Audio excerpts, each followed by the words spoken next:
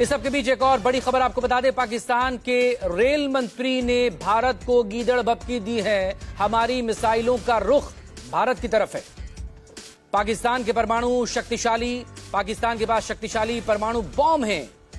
एक और गीदड़ भभकी पाकिस्तान की तरफ से। उन्होंने कह दिया ना कि अगर हमारा पानी बंद करेंगे तो फिर जंग के लिए तैयार हो जाएं। ये जो गोरी, शाहीन, गजनवी, ये चौकों में सजाने के लिए नहीं हमने रखे हुए, ये हमने हिंदुस्तान के लिए रखे हैं बाबा।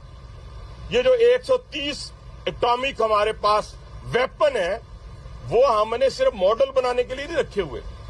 और आपको पता ही नहीं कि हमने पाकिस्तान के किस किस हिस्से में रखे हुए हैं।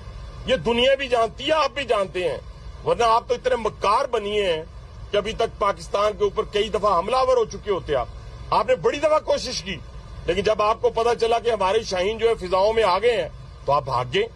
तो इसलिए मैं दोबारा दोहराने लगा हूं, ये जो बैलिस्टिक मिसाइल है, ये जो क्रूज मिसाइल है, ये जो शाहीन है, गौरी है, ये मैं फिर दोहराने लगा हूं, ये हमारे चौकों में नहीं है। ये हमारे बिल्कुल आप इनका रुख आपकी तरफ है और किसी की तरफ नहीं है। तो इसलिए ये सोचना भी ना कि आप पाकिस्तान की हदूद को क्रॉस करोगे।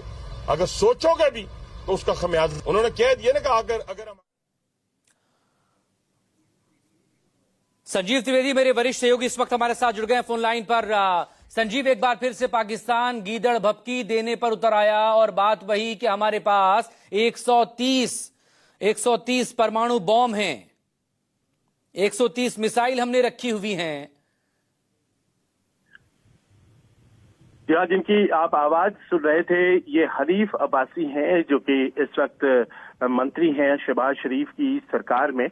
और इनकी तरफ से जो कही जा रही थी बातें, दरअसल जो मंत्रिमंडल में वहां बातचीत हो रही है, जो सरकार में बातचीत हो रही है, उसी को रिफ्लेक्ट करती हैं, उसी को दर्शाती हैं।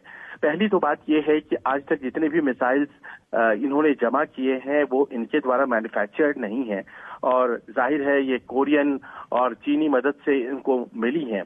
और इस तरह की जो मिसाइल्स हैं, इनके पास इसे दागने का बहुत ज्यादा अनुभव नहीं है और कहीं अपना नुकसान न कर बैठे। सबसे बड़ी बात तो ये है जहां तक इनकी कैपेबिलिटीज का सवाल है।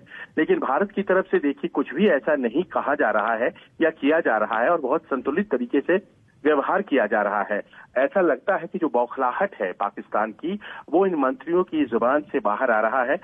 प्रधानमंत्री मोदी ने आज मन की बात में जो बात कही वो ये था कि जो दोषी हैं उन्हें सजा मिलेगी। क्या पाकिस्तान अपने आप को पहले से ही दोषी मान चुका है? और अगर वो मान चुका है तो उसे सजा मिलनी ही चाहिए।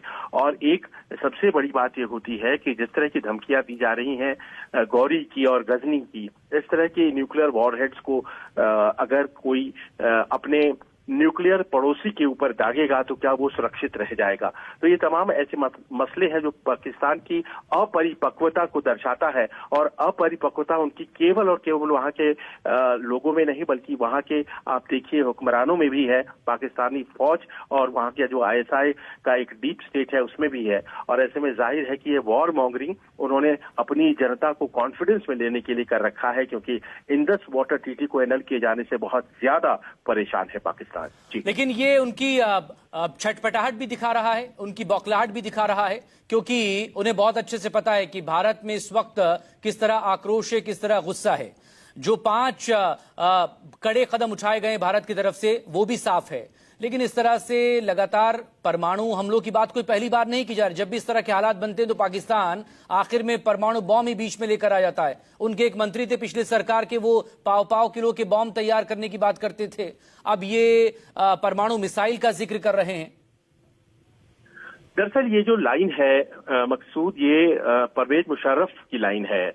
वो कहा करते थे कि हमने शब बारात के लिए अपने मिसाइल्स नहीं तैयार किए हैं, और उन्हीं से ये खिंची हुई लाइन है जो यहाँ तक आ रही है। और ये बेसिकली ऐसी बातें इसीलिए कही जाती हैं ताकि वर्ल्ड कम्युनिटी जो है वो इस तरफ ध्यान देना शुरू कर दे, क्योंकि आप जानते हैं कि 2 न्यूक्लियर हमसाया मुल्क अगर एक दूसरे से लड़ते हैं तो पूरी दुनिया उससे प्रभावित होती है। तो जाहिर है कि वो चाहते हैं कि दुनिया इस तरफ देखे और भारत को रोके असली कहानी ये है कि वो डरे हुए हैं और उन्हें लग रहा है कि भारत अगर कोई कड़ा एक्शन लेता है तो न्यूक्लियर वॉरहेड्स फायर करना तो बहुत आसान बात होती नहीं है, लेकिन अगर हमें नुकसान हो जाता है तो उसकी भरपाई कैसे होगी। भारत ने सिर्फ और सिर्फ डिप्लोमेटिक कदम उठाए हैं और अरब सागर में हमारी कुछ ड्रिल्स हो रही हैं। इसके अलावा हमने कुछ भी ऐसा नहीं किया है जो कि पाकिस्तान के मंत्री और उनकी सरकार और वहां की फौज ISI को इस तरह की प्रतिक्रिया देने के लिए मजबूर करे। हालांकि देखिए बात, जिस तरह के बयान लगातार पाकिस्तान की तरफ से आ रहे हों, चाहे वो प्रधानमंत्री हों, चाहे वो रेल मंत्री हों, चाहे वो रक्षा मंत्री हों, चाहे विदेश मंत्री हों, या खुद पाकिस्तानी आर्मी के चीफ आसिम मुनीर का हाल ही में दिया गया बयान हो, ये बयान दरअसल दिखा रहा है कि इस वक्त कितनी छटपटाहट वो महसूस कर रहा है, किस तरह खौफ और डर के साए में जी रहा है कि भारत अब अगला एक्शन कब और कितना बड़ा लेगा। बहुत शुक्रिया आपका संजीव।